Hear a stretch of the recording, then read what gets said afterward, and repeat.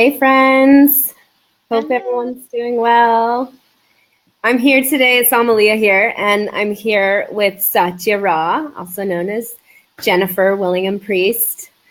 Um, we wanted to check in and let everyone know what's happening this week. So this week is the final week for new members to join the Mystery School. And Satya is a recent graduate of my Adept program. She was working with me for a year, working very hard on her inner senses. And today I thought we would talk a little bit about trusting yourself and just hear from Satya what she got out of the program and, have an opportunity for you guys to jump in and ask questions. Hey, Kristen's joining us. Nice to have you here. So if you do join live, please write your name and say hi to us. Let us know you're watching. And if you have any specific questions, let us know. So, Satya, when you hear the word trust yourself, like what does that conjure up in you, and where were you like before joining the Mystery School and now in that realm of trusting yourself? Mm-hmm. Maybe you can share your journey. Well, it means something very different to me now, the trusting myself. I trust myself on a whole new level now. It feels like really being grounded and connected with my truth and with just a knowingness that has happened now that's a lot more solid, clear, and authentic. Hmm. Yeah, I think that before I certainly thought I trusted myself, but as I went deeper, I started to see actually there was second guessing myself. There was some self-doubt, even some self-worth. And I think through trusting, learning to trust more, I also, my self-worth just shot through the roof too, because when you can just kind of be knowing what you know on the inside, and nothing can replace that. Hmm. Does Yeah, that make sense? it does, and I'm glad you're talking about it because it's helping me reflect on my own journey of how I got to trust myself. And when I was younger, I had this knowing. I would know things and I didn't really know where it was coming from. And I would look for validation because it didn't make sense to my intellectual mind. Like my spirit knew things, and then intellectually the doubts would come, and I would be searching for someone to kind of validate this knowing, like, especially with my interdimensional reality. Like the word Pleiadian came to me when I was in my 20s, and I had never heard the word before. But along with it came this whole grand story. And I remember thinking like, wow, this is fantastic. And I went around sort of talking about it to very select people, but as sort of like a fantasy, maybe. And then at one point it really hit me that it was the truth of my origins, and there was memory and it was real. And I remember the feelings of like how that all fell on me. Like, whoa, like these were real memories. These were real insights that were coming. But because I didn't have that outside reflection, and it took years and so many times of,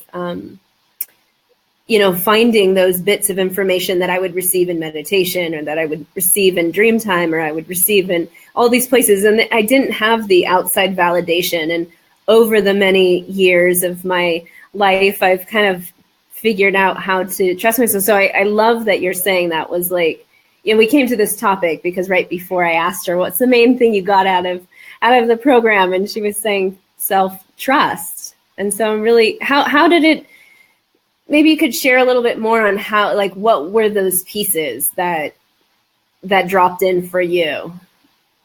However much you want to share about that. Yeah, I mean, there's so many different ways I guess I could answer that, but what I was just thinking is how just through the process of going within, and it's like little pieces of myself across time and space, and were coming back, and I was starting to remember things. Like, oh yeah, I did have this thing a long time ago, or I think I squished that, and just kind of becoming whole. It was a feeling of becoming whole. And then as I would be in meditation, I learned that I was experiencing things that blew me away, and that had I not sat down, I would not have known that. And had I not had this kind of practice, and the group also could validate things for me that maybe I wouldn't have maybe spoken out at first, and then somebody else says it, and I'm thinking, oh my gosh, and so, and then it just kept getting stronger and stronger, and more pronounced, and I just once you experience something, especially for me, I need to experience something for myself to really have, to really know something, or to trust something. And when I started experiencing things and feeling things and seeing things and knowing and understanding in ways I never had before, that is just so, nothing can touch that. It's just so powerful. Does that kind of answer? Mm-hmm. Yeah. It's amazing. When I got on my path, I remember when newer realities were presented to me, and I started to see that I was so much more than my physical body, and that I had this sort of cellular memory and a collective memory. Part of the pain for me in my awakening, I'll call it, was the lies. Coping with the lies that were bombarding me from every angle. Like, it started within my family of just asking someone how they were doing, and or asking why they were feeling this way, and they'd be like, I'm not feeling like that. I'm like, well, it's really clear to me. Like, I see it. I didn't realize at the time that I was a seer. I didn't realize that other people didn't see like that. And so this disconnect started happening where I'm like, wait, but I'm getting all this information from the field and inside of me, like from all my other senses, but the words aren't matching. And it's kind of what we're experiencing in the media right now, or in politics. It's like we're feeling something, and then the newscaster says, no, this is how it is. And it creates a distortion. And this distortion is like a disease that I feel is running rampant, especially in the West, like more so than any other place I've ever traveled to. And it disturbs me. It's always disturbed me since I was a child. And I feel like I'm on this mission to just eradicate that distortion. Like, we all have the ability to see the truth. It's just that we've believed a lot of the filters, and we've gotten so far into the conditioning and so far away from our centers, from our internal sensing, that we doubt ourselves, that we doubt our knowings. And then when some of the spiritual New Age movement has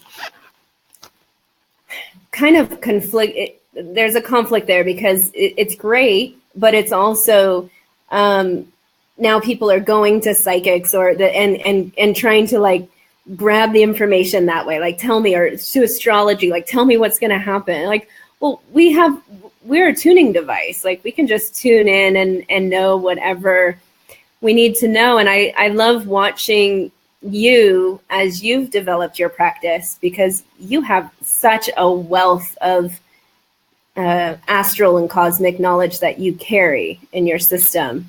And every time I see you tap into that, it feels so rich and so, it's like a cosmic angelicness of you that comes through that I don't see all the time, you know, when we're hanging out or when it's like a casual. But the second we all drop in, and I think you experience that in the field too, it's like we all become these cosmic beings, like sharing information through images, through vibration, through sound, through so many other senses. And then when we get the confirmation and the feedback from the group, it's just something so magical, and it changes us at a cellular level. And yeah, yeah, I will never be the same. Yeah, I think before I was feeling a little bit lost. I knew I had just been through a lot of change. I knew I was going to be onto something new in life. I had no idea just how how much that was going to be, or how big that would be. But yeah, I mean, even now, through I used to be a big thinker, and everything had to filter through my mind and logic, and I had to think through something and figure it out before I would allow myself to know. And now I often just have I mean, there's different kinds of knowing, but this kind of knowing I'm talking about is I will feel something through my body first, and I'll already have the answer, maybe from somebody else's body or so. It's strange. I can't explain it, but I don't need to use my mind anymore. And now my mind is coming in second, saying, "Oh wait, let me figure that out." And then my body's like, "No, actually, let me just try this. Let me try trusting this real quick, because actually I already got the answer." And it's always 100% spot on. And I know that sounds kind of complicated, but no, I completely am following you, and I'm so happy to hear that. How does it feel when you do that? Because you're like bypassing the conditioned mind, the analytical mind that has a lot of commentary on what you're feeling, or whatever those instinctual responses that come up, like that monkey mind or that commentary mind has a lot to say about it. And so how does it feel to like overwrite it or push it aside and go with what's emerging? It feels instant. It feels quicker, faster. It feels, yeah, bypassing is a great word. I feel like I just saved myself a whole lot of, wasted energy, and yeah. Oh my God. I mean, imagine if we could just do that all the time, every day, in every circumstance. And I think it's possible. I've been doing it for a long time, and, I'm not mastered in every single area of my life 100% of the time, but I do feel that when I'm living like that, I'm being really kind to myself, and I'm being more present. Mm-hmm. Like it brings me into present time, and it stops my mind from all of the whatever calculations it might want to run, or ideas about the future and what people are going to feel or think. And we're just bombarded with conditions on how we've been trained to be. We are. Yeah. It's like a direct path to love, really. Yeah. I mean, all of that really is just love yourself. Mm. Yeah, like just you saying like that, it would make you feel better about yourself, and it does. It's all of it is just this huge learning to love. For me, that was another huge thing in the, again, I thought I loved myself, but there was this whole other level going on. Did you hear what Kristen just said? I see something popping up there. She said, I was always so blown away by Satya's ability to see so much during meditation, so deep and beautiful really inspiring to me. Yeah, for all, yeah, you have a very special gift, and I'm looking forward to that seed that's awakened in you, like to continue to grow deep roots. I think as long as we're in this human form, we're growing, right? We're our roots go deeper, and our trunks grow taller, and our foliage changes through the season, and we change, names, outfits, styles. Like our personality changes when we activate our soul knowing, because that old personality falls off. And that's one of the things that I saw with you, and people might be wondering why I'm calling you Satya Ra when your name on the screen says Jennifer, and maybe some of your old friends are watching this. So can we talk a little bit about just like that change? Because I think that was a significant change. So whatever you'd like to share. Maybe here. Well, I wanted to say one thing about, and Kristen's comment. That's another thing about the group that was so powerful. I would have never even known that was something that I would have never known to take it seriously, what I was seeing, or to trust that, because I didn't even know that I could do that. And I thought, well, doesn't everybody just kind of do this? I thought everybody, so even that is so powerful with the school. And so with my name, when I was a little girl, I sat on my dad's lap and I said, my name isn't Jennifer. I need a different name. But I couldn't come up with anything else, and neither could he. So I just kind of always felt like there was something else. But I thought to myself, I would never change my name to like a spiritual name or something, because that's not authentic, and and I always had a lot of judgment around that, actually. And but then it just kind of started happening naturally, and I just kind of felt this very intense feeling that there was something else there. And then I started to kind of see and hear this word, this Satya word, and then I got like 3 synchronicities within 1 week about it. And I was actively asking, which is something that I had to learn how to do, asking for, okay, I feel like there is another name, trusting that, what might this be? I'm listening, and then just being there to receive and trusting what I receive. And then it just, and then when I said it to you, you were right there with it, and you knew it was true, and it felt, and then it just kept, and that's how it happened. And well, yeah, and from my side, it was interesting because I had met you quite a few years before you joined the school, and I couldn't remember your name. And then I met you a handful of times, and I still couldn't remember your name. And every time someone would say your name, I was like, who's that? Who are you talking about? But I talked to you multiple times. So I was like, why is this woman's name like not registering for me? And then every time we would have our one-on-one sessions or our group sessions, I'm like, you know what? That is just not her name. And I'm so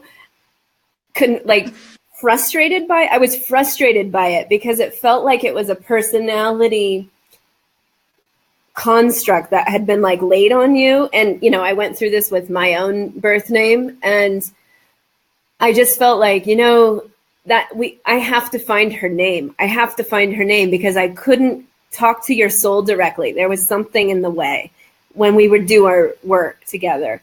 And I was like, what is that? What is that? And I was really seeking deeply. And I didn't know that you were also seeking for your name. And I think we spoke about it once when I told you, like, look, okay, this is not your name. You have another name. And that's when you were like, yeah, I keep hearing Satya. And it's like, oh my God, hallelujah. And it was sort of at that moment when I could see the full bloom of your starseed and your soul shining. And I really feel like that was a divining point for you in the school of how how that sort of called you to life. And I think for, a lot of people watching, they might have known me for a while, and I've changed my name a couple of times. I go by Amelía Eon right now. But for me, each name change was very specific to a new awakening experience. And in India, it's very common. And I was really grateful when I got to live amongst the Indian people that name changes would happen every day. Like, it's just constant. Like, anytime someone has an awakening or their life changes dramatically and they're entering in a new, like, a whole new life, not just marriage. So, here it's just like by marriage and it's only the last name that changes. But it's a big deal when we completely change cellularly, like when we wake up to something new and that new awakening has a different name. And I'm just really happy that that happened in the school and that other people could witness that, because I think, your judgment about people changing the name before and all of that, I think a lot of people hold that. And like you, I also, since I was 5 years old, I told my mom, stop calling me Amy. It's not my name. And, I changed my name at 21 to Eon. And, then when I moved to India, I changed it to Amelie, and now it's Amelía. And it's a long story I won't go into right now, but it's really important to me, because when people call you a name, they're calling your frequency forward, and they're interacting with a certain frequency. And sometimes those frequencies, when they're when you've outgrown them, it's very oppressive. It is like name calling. Like, for me, when someone would call me by my birth name, I felt that they were like belittling me and putting me into this really tiny box that was never me. So when I hear that name, I'm like, who are, I would look around the playground as a child saying, like, who are you guys talking to? And I had that feeling with your name. So I'm so happy that we get this opportunity to talk about it here, because I know it's not something I share with people because I don't think they're ready to understand it. And it takes a lot of breath, and it's so personal. It's just so, it's like, you have a connection with the divine, like that's so personal. It's yours. Like, no one's going to take that away from you, and you don't need to explain it to anyone. And it's just like that inner knowing, like, I don't need to convince you or convince someone, like, this is all for me.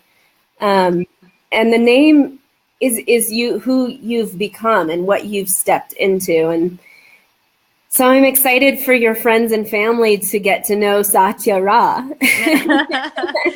Yeah, She's incredible. Yeah, and I thank the other council members for really being there, because without you guys, I might have been too scared or embarrassed or something. I don't know, but it's like just the being seen, being witnessed, allowing myself to be visible, and other people really being right there with me and just supporting that. And it's amazing. And you saying that about India, it made me think, I forgot, I went to see this amazing show in San Francisco is a true story about this journalist who went into a tribe, I think it was in South America.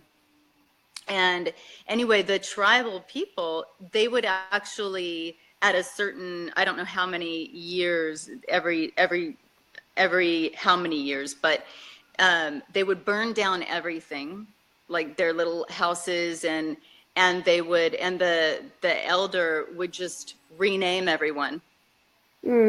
Now you're this, now this is your name. And now the intuitive of the tribe, who could see people growing and what they were growing into and then they would walk with their new names to their new, and find a new location and rebuild. That's beautiful. Yeah. I never heard about that. I'd love to learn more. That's in India? Pardon? That's in India? No, it was a village in South America. Oh, in South America. Okay. Yeah. Wow. Yeah.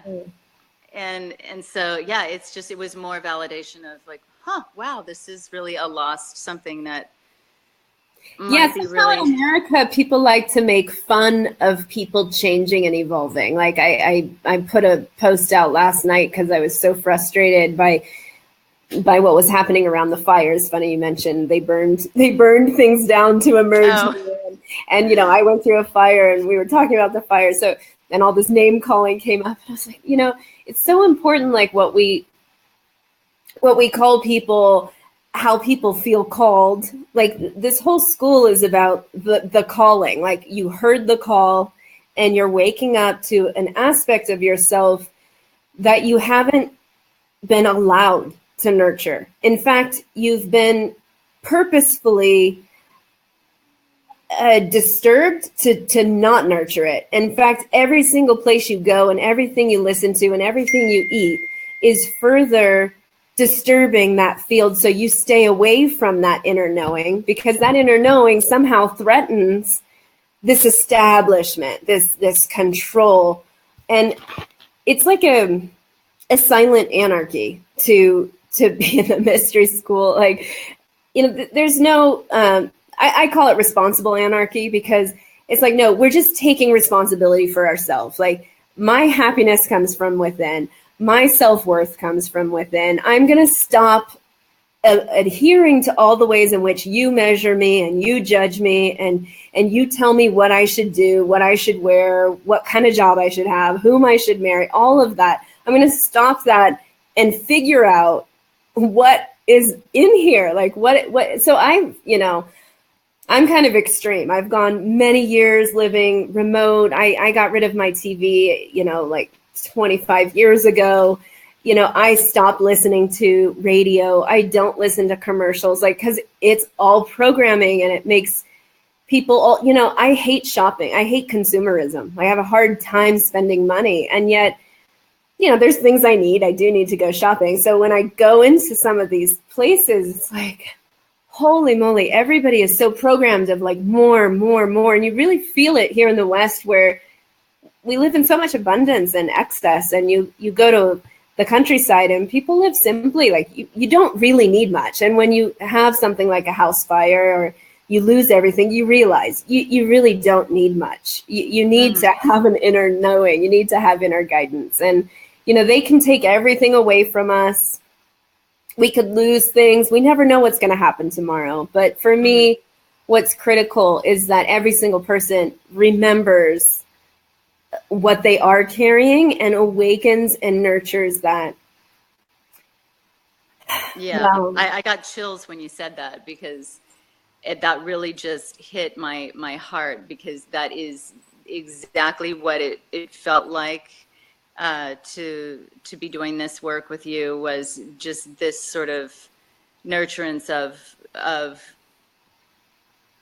what was in here, and never really, we tend to want to reach out here or get a reflection or a validation. No. It's like, go in here, keep going, stick with it. What is it? What is there? Hear that, listen to that, trust that, love that, let it be seen. Is there anything that you would like to impart to any of the people that might be interested in joining the mystery school, or maybe on the fence about, is this for me or not? Anything you'd like to share with them? I think I've said most everything. Well, I probably could go on Any and on, advice? I would say, for me at the time when I started, I didn't even know I was looking for something. I knew I wanted a practice and I needed more wholeness and community and spirituality. But, so I just started from there, because some people might think like, oh, I don't really need any big thing, and you don't even need to want that or need that to start. And because there's so it's anything you want it to be, really. But my life, it'll never be the same, and I will use everything I learned for the rest of my life, and for the better. I really don't know. The thought of not having done it is, I'm getting some feedback. Do you hear that? There's an echo on my side. But yeah, is kind of like, whoa, whew, I'm glad I just went ahead, because there was something. There was that unconscious kind of like, no, I know I need to do something. And yeah, everything that it led to is really a lot of clarity. Clarity, truth, trust, love. We all need more of that. Yeah. Well, thank you for being brave and jumping on live with me. We didn't have You're welcome. a lot of... I've never been live before. It's kind of interesting, right? Like, I think it looks like we have 5 live eyeballs viewing, but I'm using this new software and I can't see who you are unless you write in. So does anybody want to say anything? I'd love to see who's here, but I think I'm going to have to somehow close all of this. It's always interesting trying some new software and it's live. So my mind's in a few different places, but there was one thing I want to let people know. Tomorrow night, I'm going to be live on Jimmy Church Radio on Fade to Black from 7 to 10 p.m. Pacific time. So I'll post that in the comments. Love to hear you. You can call in live to the show and talk or be in the chat room there. And my book, Synchronicity, is it there? I just sent it for the final proof. I'm going to see it on Friday once more, and then it will be live out to the world. So if you haven't pre-ordered, you can pre-order now. If you go to my website, I'll post the link. It's knowtheself.com.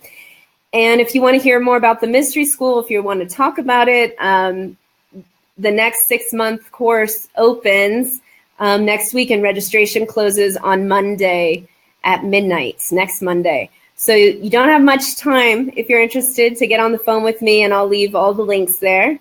And thank you guys for listening. Hey, Annabelle. Nice to see you. Thank you all for watching. Thank you, Satya, for being here with me. Thank you. Take care. Bye, everybody.